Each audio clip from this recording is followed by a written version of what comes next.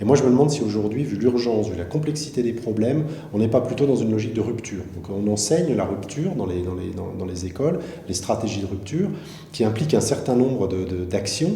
Et donc je crois, moi, que vu l'urgence de la situation et l'ampleur du problème, on est dans une logique plutôt de rupture radicale, c'est-à-dire de transformation complète et radicale des modèles, alors qu'ils sont à la fois les modèles économiques, si on parle des entreprises, mais aussi des modèles de pensée. Et donc je pense que aussi une des clés, au-delà des actions, des plans, des planifications, etc., je crois qu'il y a une question qui est des changements radicaux des méthodes et des pensées qu'on a eues sur un certain nombre de choses. En d'autres termes, on ne peut pas, c'est pas en utilisant les mêmes techniques qui nous ont amenés là où on est aujourd'hui, qu'on va pouvoir envisager un futur très différent. Donc je crois qu'il y a vraiment un nœud qui est autour de ça.